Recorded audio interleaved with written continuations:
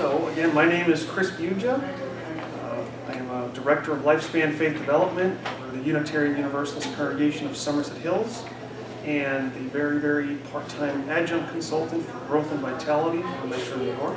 You may know Mark Bernstein, the Regional Congregational Life Consultant, and having that Growth and Vitality portfolio. Kind of a mini-me of him, I suppose. So the same type of growth, creativity, innovation that a lot of this weekend has been about is something I'm very excited about, and has a lot of overlap with both the big picture district, regional level, as well as the congregational roles we may have as ministers and staff and lay leaders.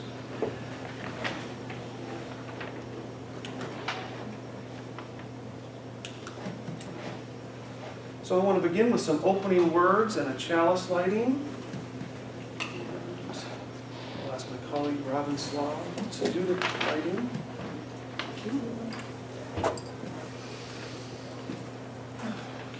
We come together every week, bound not by a creed or a mutual desire to please one God or many gods. Yet we are drawn together by a belief that how we are in the world, who we are together, matters. We light this chalice together in the knowledge that love, not fear, can change this world. By a belief that how we are in the world, how we are, and I hope this workshop will help explore and add to this weekend's exploration of the different ways we can be in the world as Unitarian Universalist congregations, communities, whatever form the UU presence is needed. How can we find ways to bring that to more places?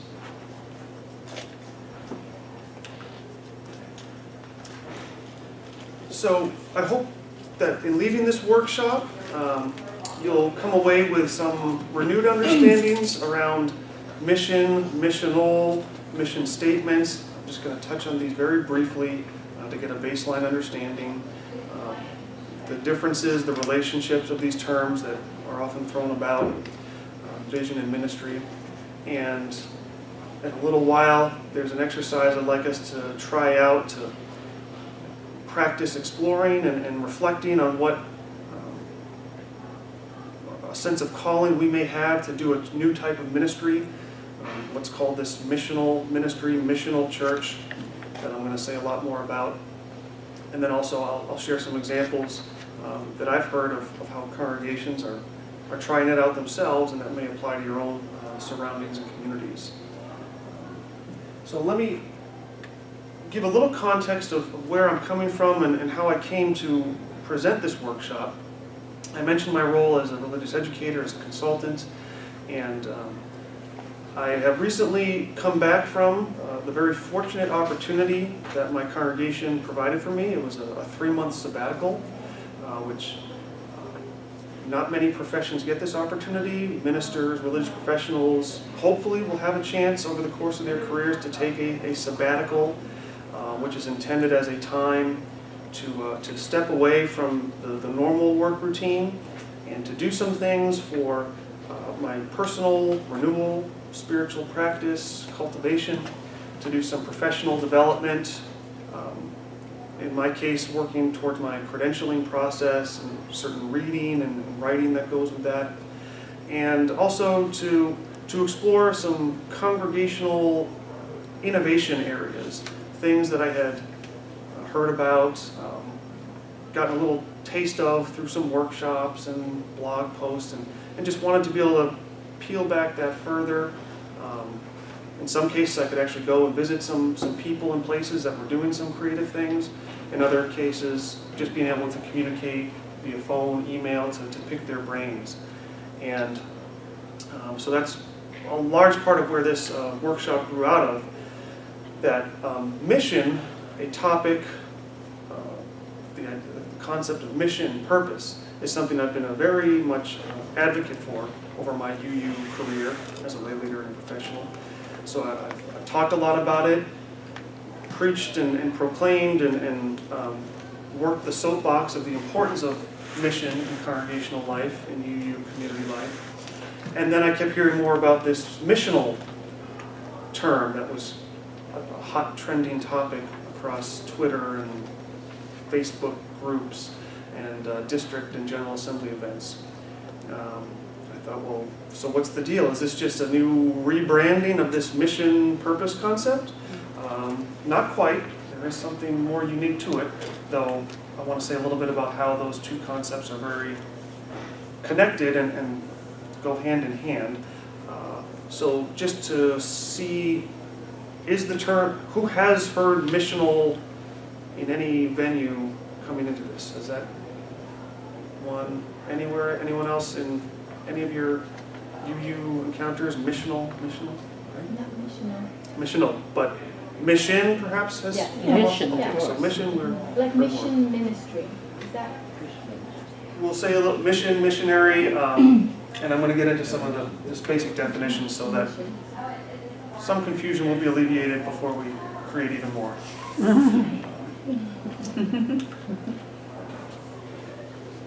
So, mission. As I've often presented about it, other words that I will insert for mission, I will say purpose, reason for being, the why of a congregation, institution, or organization. Why does it exist?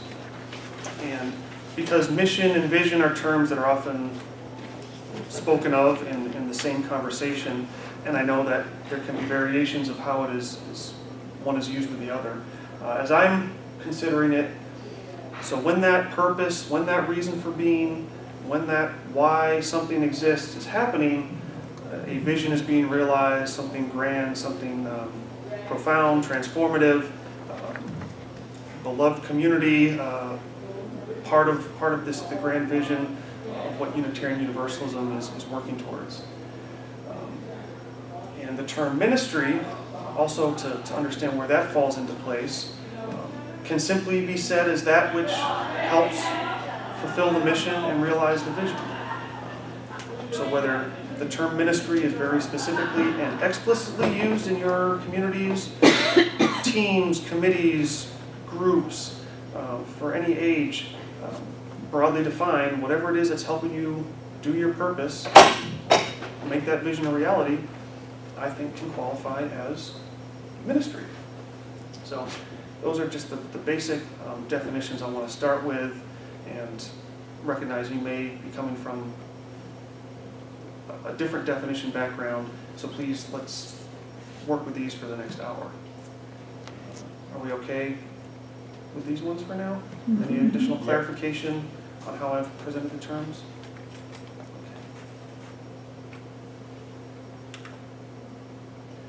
Okay. And yes, it could be a whole workshop, keynote, district assembly itself on the concept of mission. I mentioned the resource copies. While not enough for everyone, they will be eventually up on the regional website. So that includes a lot of additional books to look at. And who has some experience with mission statements? Yes? Both positive or negative?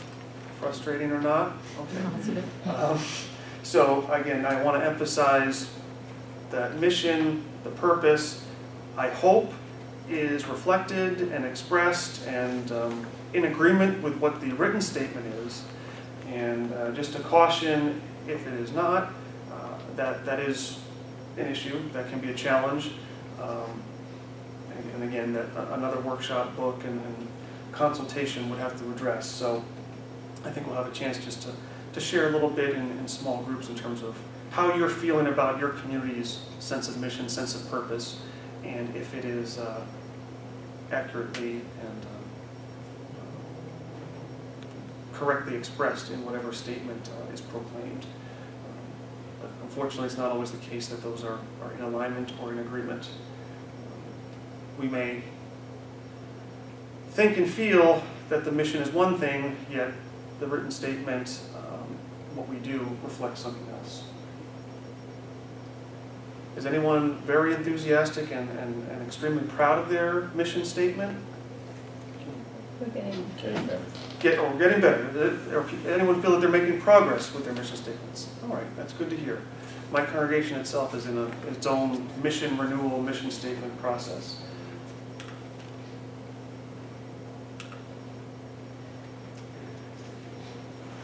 And I think this is the last mission slide. Scott Taylor used a number of alliterations today, the 3 B's, the 3 C's, 3 P's. I will offer another 3 C's of clear, concise, and compelling. So as you are progressing in the quality of your sense of mission and mission statement, I hope that it will come to be clear, concise, and compelling. Oh, and there's a 4th C of commitment. And that ultimately, you and your congregation and your community are committed to what that is. So, I start there just to stress that the sense of mission is vital and is the absolute foundation to build upon your ministry, your vision. And I think Reverend Scott Taylor's presentation this weekend, and also if you may have been in the follow-up workshop he did, he touched a little bit on I'm glad he did, around how the different multi-site models navigate the sense of mission among different congregations. I thought that would be very important, and I wondered, how is the multi-site going to work if there are different sense of missions, statements, bringing those together. I'm curious to explore that further, but it was given a little bit of treatment there. So, whatever it is, wherever you're at in that sense of mission and purpose with your community, for the congregational model, what I've learned and shared about and you may be familiar with, there are different church models, congregation models, where that mission is processed and manifested. Has anyone heard or recognized these categories of family, pastoral, program, corporate campus? If you raise your hand, you have seen it. Anyone who has never seen those terms, have not seen them. So just a brief refresher. As opposed to saying congregations as small, medium, large, or actually I think there are categories of like small, mid-size, large. That speaks directly to the sense of numbers, not only the membership declarations, but the attendance numbers. I like these categories. I learned about these categories in the sense that they not only do include, there are breakdowns that say the family congregation is typically 0 to 50-ish attendees. That pastoral is often in the 51-ish to 150-ish. That program, 150 and bigger. Corporate campus, there's only a handful of UU communities that crack that boundary. So while those numbers are relevant, there is a lot more that defines a congregation than its attendance. And that's how it relates to each other, how the connections are built. Just briefly, that the family culture, family congregation, there's a sense of, it has a family feel. I was born into it. I married into it. My kids have been born into it, and there's that sense that it's a large family tree.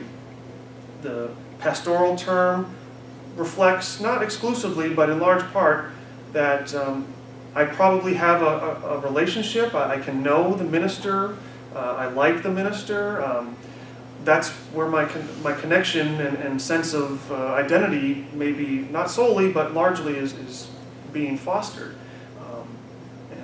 Do I have some ministers with us today? Okay. And ministers may have experienced that it can be more challenging as the attendance increases to have that level of connectivity, connection, familiarity with more than 150 people. So there's a whole bunch of category of characteristics that each of these culture models includes. And it's not exclusive. You may identify with one and see how in other areas, we kind of behave here like this, and we do this in that way. So does that, are you starting, is anything of your own community experience ringing with these categories? Okay. Yeah, so I think we're size-wise program, but we've been shifting, out of the pastoral mode for years. I think we're finally making progress. Okay, excellent. And then I will say that if you were to look at the UUA, the list of congregations and where the majority fall within, it's often, in that pastoral size, 150, 150 attendees, and many congregations will identify with we've grown size-wise, but we're still trying to catch up our systems, our structures, our relating, or sometimes it's vice versa.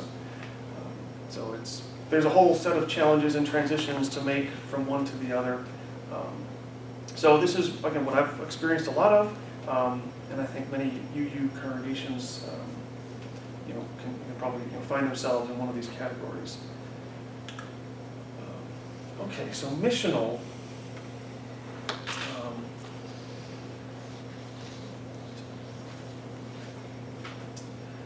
The term missional, again, simple definitions to offer here.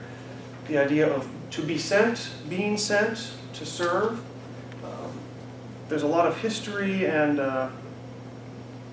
kind of where some of the literature and research has already taken place in the Christian evangelical communities. So drawing from the Missio Dei sense of the God that is sent. So I want to add this term, not so much as a way of saying, okay, those other models are just put them away, but as a way to kind of add to them, enhance them, and just, if your mind wasn't already full of ideas, questions, and just sensitive of being overwhelmed by multi-site possibilities, maybe this will just finally break you for the weekend. Even more eagerness to just want to do so much and yet not know where to begin. So in adding this component, I add the term attractional that has come up, and from my experience, those other categories, and by and large, it's intending that the congregations and communities are trying to attract newcomers, visitors, to come to the congregation, the physical structure itself, to whatever is offered. So it's in terms of trying to extract people from the community out there and then attract them into the UU community to join with, get in with those principles, become a part of that like-minded community, like-valued community. That's been the case for religious institutions for many years. And it worked pretty well, okay to well to awesome over the course of time. Reverend Scott Taylor, many other keynote speakers have been talking about, warning about that model is losing steam, that it is less effective on account of the nones, the spiritual but not religious, the increasing de-churched and unchurched experience of more people, that it is just not a given people will show up on Sunday morning to whatever is being offered, because other things are more attractive, barriers in their way. So to add missional to, let's say, the other end of the spectrum, from the attractional categories into missional, this is, instead of just waiting for the people to come to us, to whatever community you're a part of, Reverend Ron Robinson, one of the ministers I spoke with and really picked his brain for inspiration and ideas, is challenging us to just view church, religion with a bigger bandwidth. And there were so many just catchphrases and buzzwords that I wanted to share a few of them to help illustrate this attractional, missional contrast. So come and see is part of that attractional model. Come and see our worship event. Come and see the religious education we're offering at our building. Come and see this program during the week. I hope that people will still come and see. Unfortunately, it's just not as many, or it's not as guaranteed. So the missional challenge, the missional shift, is to go and be out there, wherever those people are that you hope to reach and serve. I'll share an example that just happened this weekend, Friday. If anyone happened to notice a display on the Morristown Square Mall of tons of backpacks being displayed. It was this campaign, this Send Silence Packing, and the goal is to raise awareness around college students, the suicide prevalence of college-age students. It certainly caught my eye and inspired me to go over there. What's this about? Talk to some people, see what they were doing. And so as I thought more about it, I thought, well, maybe this is something a UU community could sort of sponsor or invite to come to a college area. And on the one hand, a community could say, could you come and put that display on our grounds, on our campus, and we're going to publicize, hey, everybody, come and see this backpack display. All the backpacks had brief or bios of, so-and-so, 17, 18 years old, committed suicide. So a very powerful experience. That's one way. But again, how many people are going to make that effort to get to wherever your facility are, if you have a facility that would be conducive to that? So to see that organization, not church related, but they put themselves right in the midst of a high traffic area. So it got me, and it was certainly looking like it got a lot of people. So I use that just as a small example of just a little sort of a missional experiment of sorts, where they weren't waiting for people to come to them. They were, we're going to come out and go to you, and then really show you what this pressing issue was. And this is a change in approach. Does the church have a mission? To, does the mission have a church? So try to let that absorb. Does the church have a mission? To, does the mission have a church? Reverend Taylor in the Minister Religious Professional Gathering used the term keystone change, that a change that is so pivotal that it leads to a whole series of other changes that just change the approach, the outlook, the philosophy. So I'm going to grab that term, that the missional approach could be a keystone change that just flips on its head how we do church and ministry, and shifting the focus to the church, the congregation. I mean, not just the building, but that classic traditional sense of what we think of it, and say, set that aside. What is that mission? And okay, is the church what's going to help that come to reality, come to vision, or is it something different? Something, again, to tap into that creativity, that innovation. So how are some of those terms and buzz phrases clicking with people or not?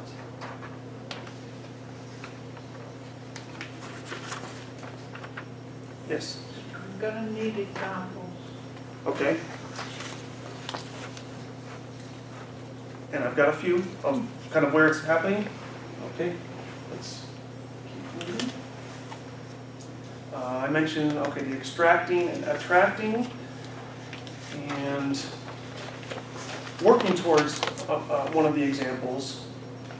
And again, if you may identify with your own UU community experience, often what happens is, in attracting those newcomers, the first point of entry is the Sunday worship events. That's the point of entry. And hopefully they'll come back and keep coming back. And from there, invited and encouraged to participate in some form of small group ministry, small group, something that helps to continue building the community, deepening their faith identity practice. That's both adults and children, youth, in the form of religious education classes, youth groups. And as Reverend Scott Taylor mentioned, where the greater likelihood that they will keep coming back and become members is if they make those smaller group-related connections. And then, we hope, especially from the religious educator professional perspective, they will feel called to serve, to give back, not only to the UU community itself, but also to be of service to the wider community.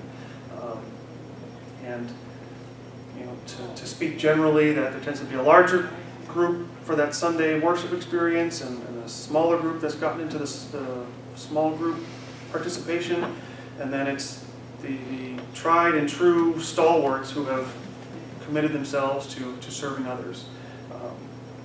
So we do want to keep seeing people traverse that path.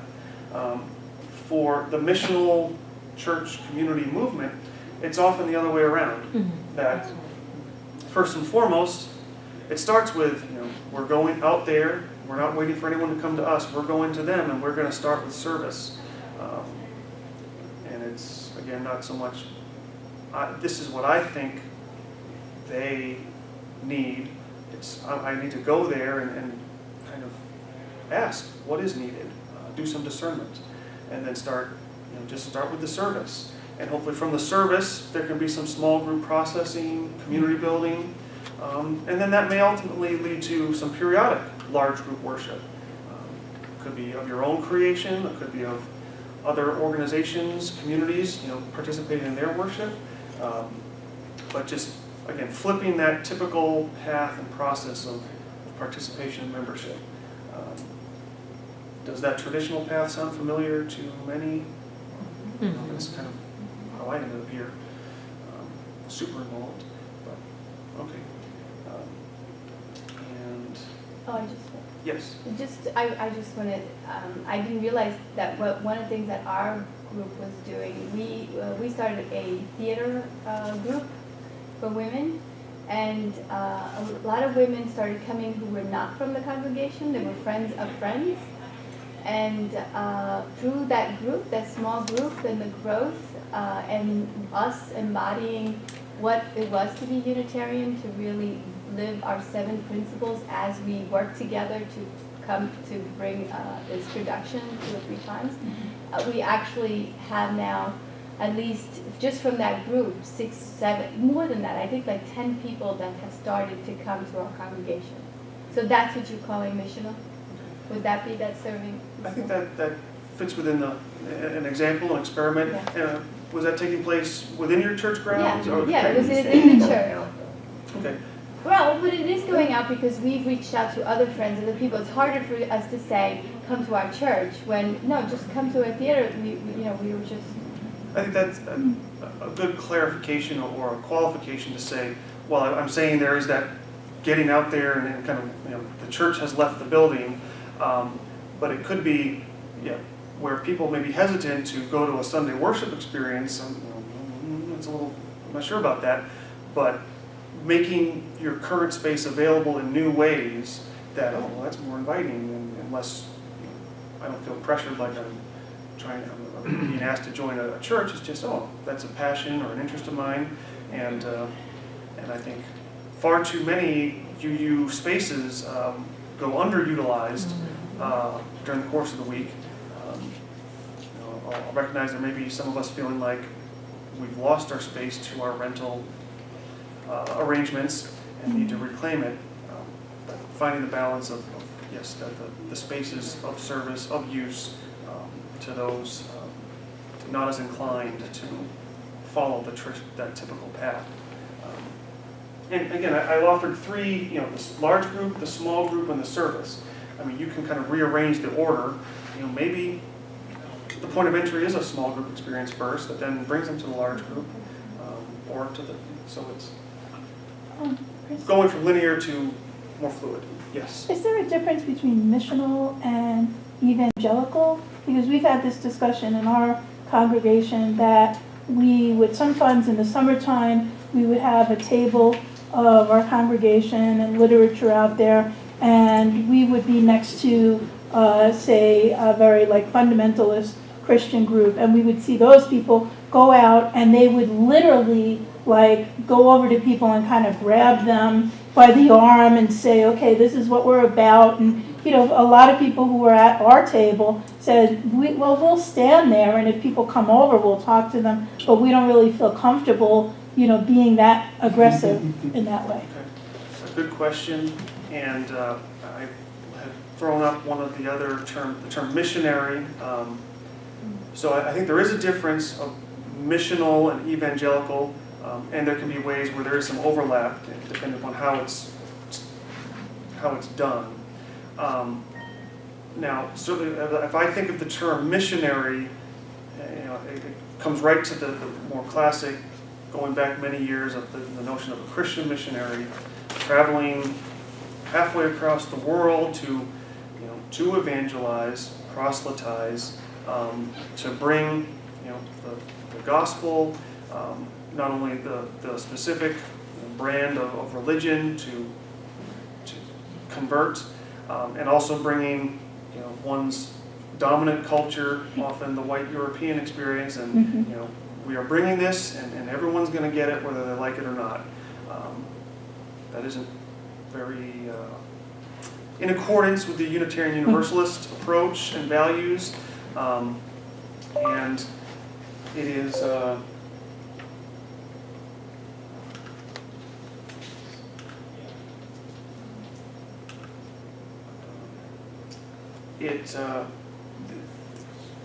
drawing from Ron Robinson's experience, it is about entering in that community and to be in relationship, to be in partnership with, and the possibility that, you know, that you will be changed by it for the sake of mission fulfillment. So I think that is a difference, and it isn't as much of a hard sell. I mean, the idea of, you know, to be out there and just see where the relationships build, where they grow.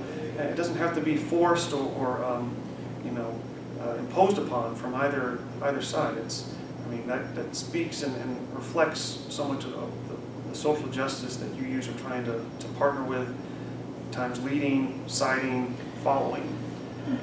Yes. It seems that this approach is, or the one that you're talking about, is first starting what the need is in the community. Like the UU Service Committee, and when they were first developing, they went there to help rescue people who were refugees. And they still do that, the UUSC. They start with what the community is needing and go with the partners in the community. Did you see my closing words? No, I did not. It's the identifying that need that is out there. And while there's no one hard and fast way it's done, I mean, again, and to start small where it may just be simple, shorter term experiments, and there are those who have really gone further, deeper, and like, so they've relocated, and that's, you know, now that's where they're at, versus making briefer forays into where those needs are. Some other questions to frame and to reflect on: who does the church exist for? Why does it exist? And for whom does one's heart break? That question I found very powerful. I kept hearing it from a number of leaders, professionals, writings. It speaks to me as I keep asking it myself. So be it individually or as a congregation or as a community, I think to take some time to wrestle with that, reflect, meditate, pray. How often do our governing bodies, boards, committees pause to maybe take a look at these questions? I think it'd be a great exercise. Slow down a bit. What's this all about? Because that has a whole lot to do with identifying the needs and going out there and doing it. I mentioned some of the participation changes. And yeah, this is a big shift. It's a challenge where so often, I mean, there's the numbers motivation, the desire to see our membership has increased, pledge units have increased, volunteerism has increased, and how to explain it, that letting go of that, or not letting go, but not holding it so high up, and just being more concerned that we are helping people discover their ministry and to be of service, to meet those needs. And Some of them will declare themselves members, declare themselves Unitarian Universalists, who were and just never knew it, and that's great. But there may be many more who are just, they just will not affiliate. They are stalwart nuns, but they do want to serve in this way. They do want to offer their gifts. So how can our communities create that space for those who would do that? Okay, let's get to a more specific one, and this was Reverend Ron Robinson out of Turley, Oklahoma. I got to chat with him on the phone a couple times and have some back and forth Facebook and email messages. And the resource links printed and eventually online has a lot of stuff from him. So I would encourage you to see his full-length GA workshops, his blog spots, because he really does the full treatment. But that community, the Welcome Table and Third Place Community Center, it follows that different path. They started with how do we serve the community in which we are part. He personally, originally from that area, chose to relocate to this certain zip code area, and the statistics of how much worse the life expectancy, health, education, income, I mean, it's just appalling, frustrating, and then at the same time, you don't have to go too far down the road to the more metro Tulsa area, and it's night and day. So again, going where the need is greatest, and where people have been forgotten, unaddressed, underserved. Yes. What were they actually able to do that made a difference? So they have done a number of things. Let's see. They've gone through several iterations from starting a church in 2002, relocating to several different sites, sort of expanding to offer a food pantry, a computer center, free Wi-Fi, free books, clothes, and more, a community garden park, free weekly meals at the park, a mobile food pantry, and an occasional mobile eatery from the food bank. The physical locations that can host 12-step recovery meetings. Again, and you can have access to the full list, as well as some projects still in the works that you're hoping to fund and expand upon. So while it's starting, again, that's the first and foremost way to participate, to serve, and they also have the opportunities of coming together in small groups. I mean, in some of those shared meals, as well as, again, he is a minister and will lead services himself. They have a whole bunch of partnerships with other, not only churches, but nonprofits, University of Oklahoma. So, drawing on those resources to share. So again, that worship experience kind of comes later down the road. First and foremost, they're in the community and working with the community and trying to help empower and grow and build up the community leadership, and not just sort of keep it into themselves. So those are, again, just a few of the things they're doing in that troubled zip code. And they were very specific about, we are going to serve from this street to this street, and from this highway to that highway. And, that is who we identify as the people we are serving. Start there. So you don't have to start with a broad area, and maybe it's helpful to start a little bit closer as the resources begin. Yes? Do you know anything about the group that did this? I mean, how big it was and how it was funded? The core group very committed. I think he said, I mean, it's in the 10 to 20 of the core. I think those who go through and up through service, community, worship providing. But the larger network of partners, individuals, community members, I think is much wider. I don't know the specific numbers, But he does emphasize that the missional type communities, they don't need to be very large. They're often on the smaller side. He says, or the adage among the missional movement, to go smaller, to do larger, to do bigger, to do different. So whether the smallness lends itself to mobility, speed, flexibility, is something to consider. So, yeah, it can be just that core dozen, 2 dozen, with a lot of partnerships that are also contributing to a lot of those efforts, both time and some of the funding sources as well. So I want to, again, give some time for all of us to reflect on what could this mean for you individually? What could it mean for your community?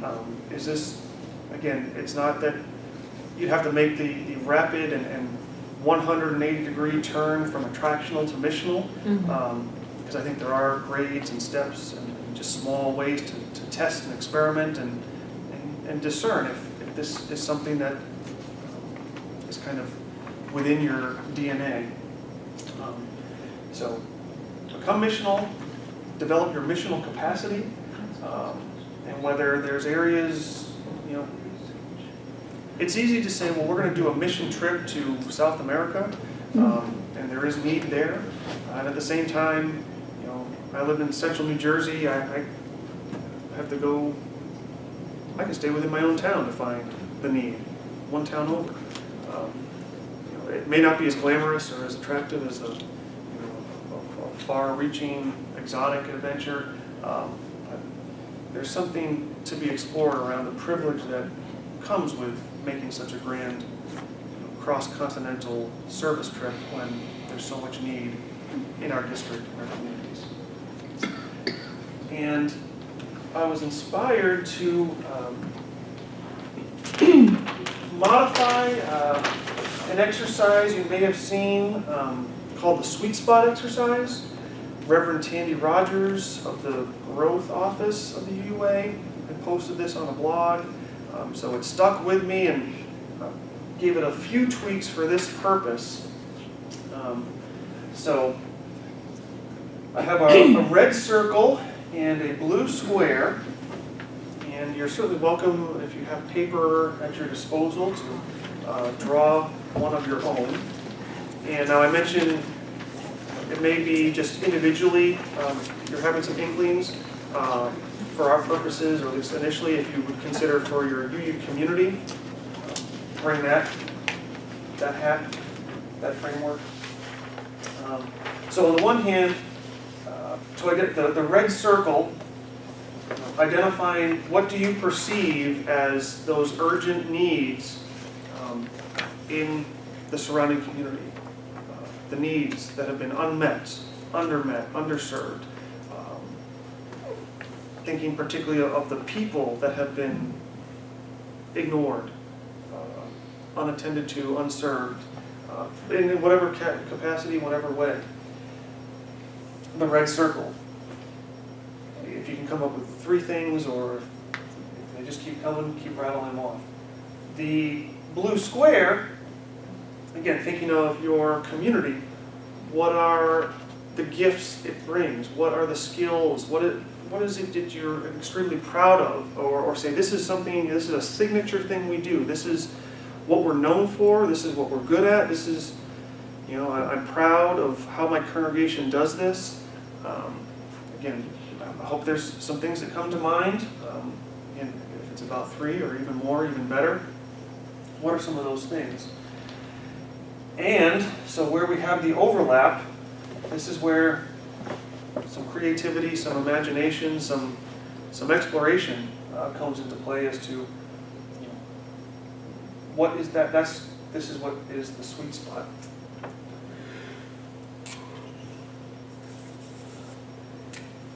Of how the skills, the gifts, the passions can meet with those unmet, undermet needs. I'll give a couple minutes just for you to ponder, reflect, and then invite just some brief sharing with 2 or 3 of your neighbors around the chairs.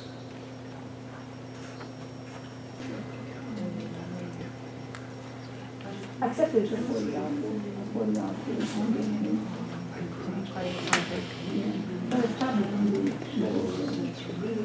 Okay, thank you for taking a few minutes to think and reflect and then share. I'm sure there's far too little time to really get into it, and hope that the conversation somehow will continue following this workshop within your respective communities.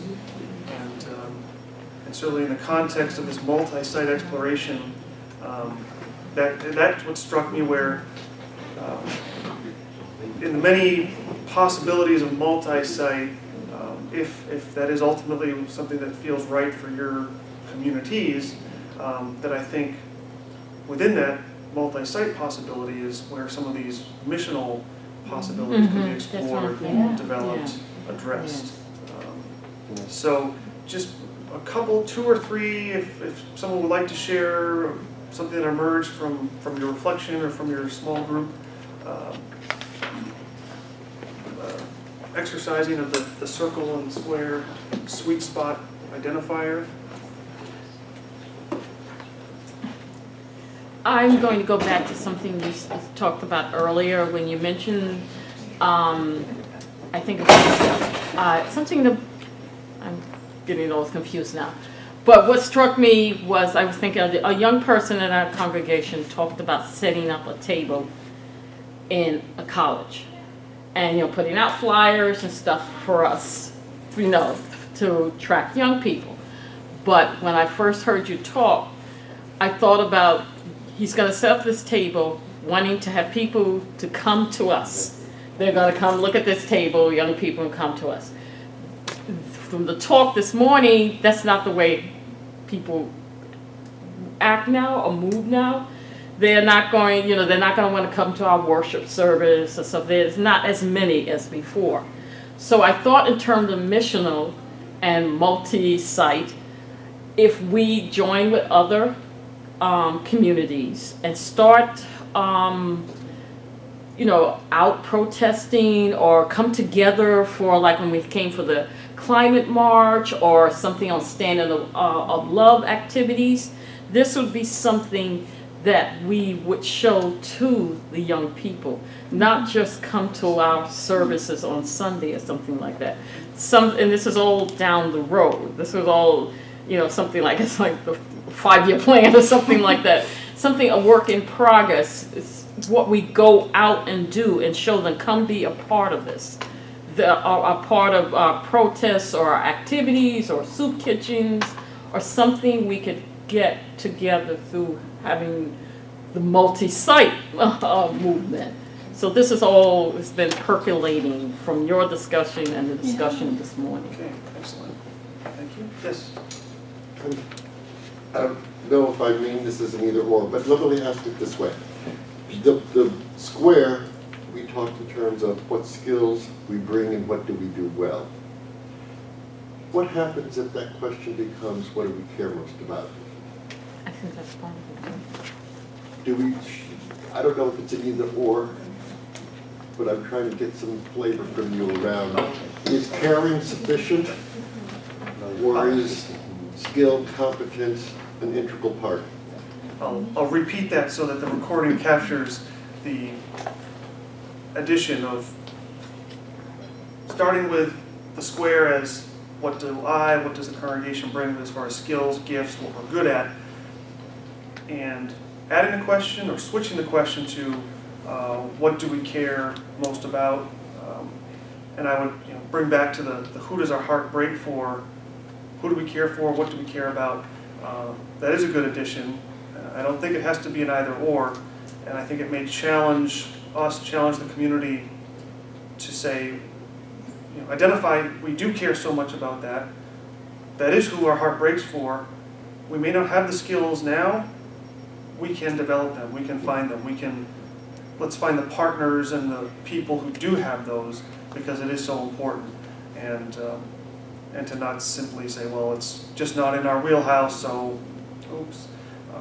So I think that maybe starting with those more powerful, deeper, who does my heart break for, is appropriate without getting caught in the, okay, how do we make it happen, or to limit ourselves by just the resources we presently have, and be open to the abundance. If it's another multi-site plug that our community doesn't have that, this partner, this multi-site network perhaps does. So thank you, yes. Part of what we were talking about is that it may not be the UU site 20 miles away, but it may be the Christian other churches nearby that we haven't found a way to work with in the past, but this type of focus may make it possible to work with them, because we now have something to do. And my personal feeling is that at least our congregation has shifted and is not as rabidly anti-Christian as they were 20 plus years ago. And so I feel more hopeful that we may be able to do that.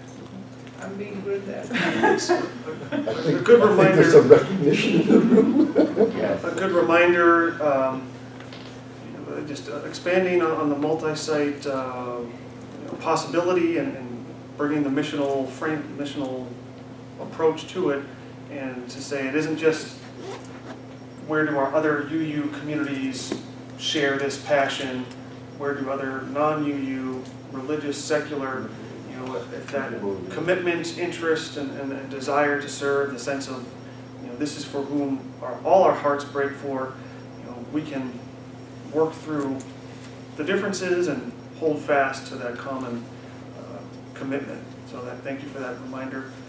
I'll just add, because it popped up as I heard some of the conversations, and as I encourage to continue working this kind of exercise individually, congregationally, within your community.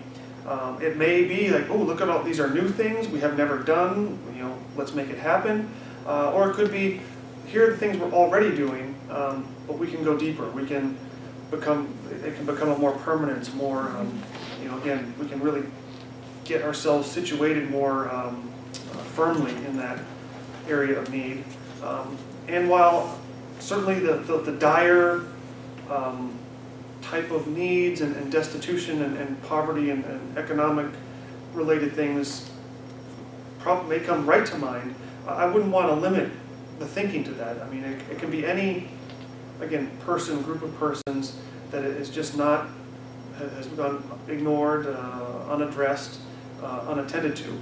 I mean, the community in which you find yourself, it may be much better off, much more well off, and so it isn't like, soup kitchen or that level of things. It could be the things we don't want to talk about around, prescription pill abuse in the more well-to-do communities. So a lot of these examples, and the Oklahoma one is very intense about where a serious socioeconomic need is. I wouldn't want to limit the model to just that side of things. I think there's about 6 slides left and about 10 minutes to go, so I think we're coming right along.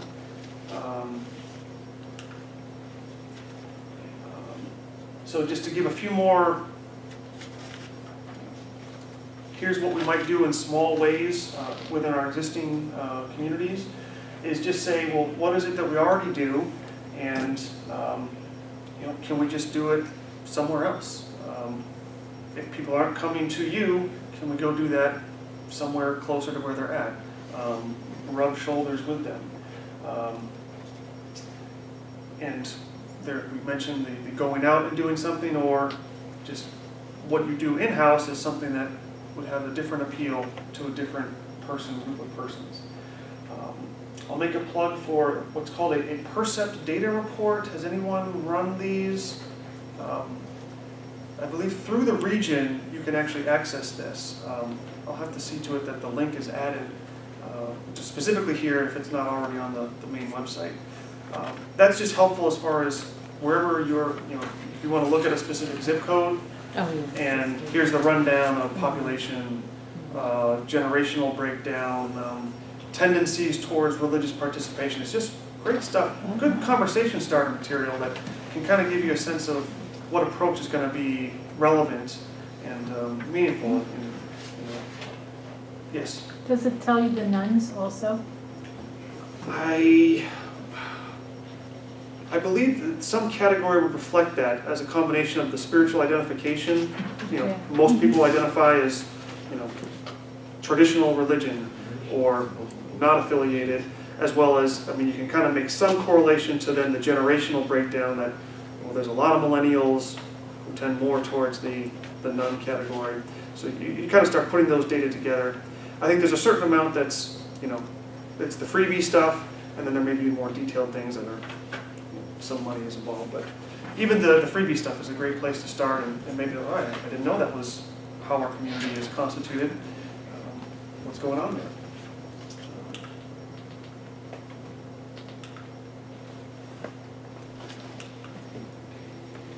So I've already been touching on some of these multi-site missional overlap and synergy. We said the non-UU. And so I'm just adding, if you are exploring more of the multi-site possibility with perhaps some neighbors, I lift up, if you can say, well, here's the area we typically serve, and this is where you typically serve, and there's this, what I've dubbed the neutral zone that's gone unaddressed. What's there? Who's there? Can we meet halfway in the middle and do something there? So I offer yet another alliteration of missional multi-site ministry, 3M, which I guess is already trademarked for the 3M paper product company, but no patent pending there. So let me close out with some major points. So again, I said I'm a mission proponent, so I cannot stress enough that whatever attendance size, culture model, single site, multi-site, the sense of mission, clear, concise, compelling, there is no avoiding that. We can do all the fancy remodeling, reworking. It may lead to some short-term burst, excitement, and the novelty of it may jazz us up. I think without that solid foundation of again, the why, the purpose, it will probably be shorter-lived. So, again, that goes for anywhere you fall along the attractional missional spectrum. Yes? I'm aware that in the context we were just talking about, a lot of our congregations are not comfortable with specifically religious terminology. Okay. One of the questions earlier was this whole thing around evangelical and all of that.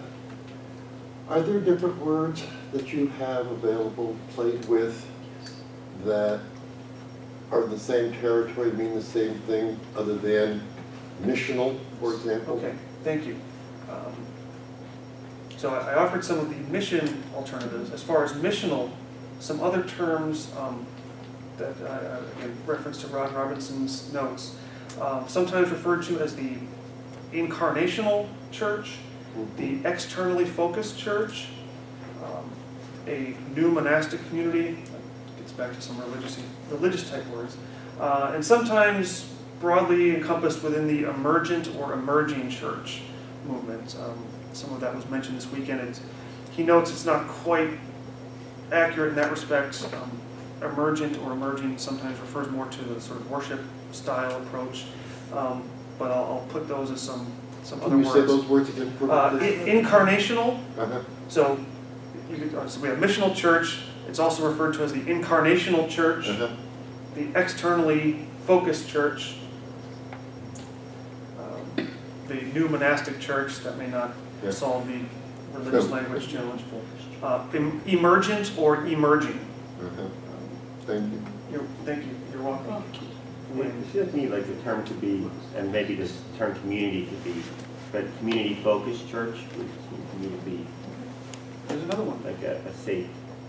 I think that maybe it's a strategy in ways you might reintroduce it with your congregation, knowing if there are some word Triggers. issues, triggers, to choose what is appropriate that will hopefully continue the conversation and not shut it down. And just to say, again, we may say missional church, I want to keep including the sense of movement, that it could be anywhere. Again, just you as an individual. If you do feel that urge, it's great when the larger community feels it as well, but they may not, and that's okay. I mean, I don't want to say that any one style or culture of church community is the only way or the best way. I think by having lots of family, pastoral, program, corporate, attractional, missional, there are people of the UU faith and movement that will identify more with one than the other. I mean, think of your own experience of if you've experienced multiple communities, you may identify with one more than the other, and that's okay. That's life. That's reality. And it's not a one size fits all. So, if it's just starting with yourself and finding the non-UU partners to begin with, so be it. But I hope it can be a combination of many partners, UU, non-UU, and those in the community. Now this is sort of a two-part closing words, where I'll begin with Howard Thurman, that I've heard a number of times over the years, which says, don't ask yourself what the world needs, ask yourself what makes you come alive, and then go and do it. Because what the world needs is people who have come alive. I like it, and it struck me as, why would I use that when it says don't ask yourself what the world needs, when I've been reiterating the missional approach is doing just that. So I took it upon myself to do a change. I won't say an improvement, but here it goes. Ask the world what it needs, and ask yourself what makes you come alive. And then go and do that which both the world needs and makes you come alive. Because what is needed is a world and people that have come alive. Christopher? Sign it. And again, some of the paper copies were available. Online will be there soon enough. To give credit to Reverend Ron Robinson and many others who have rolled up their sleeves and really gotten out and doing it. And I hope you may join those ranks, again, in small and larger ways. Thank you for taking the time. To the very end, and I see 4:45 on my clock. We have earned our free books from the bookstore. So go forth and multiply in multi-site and missional ways.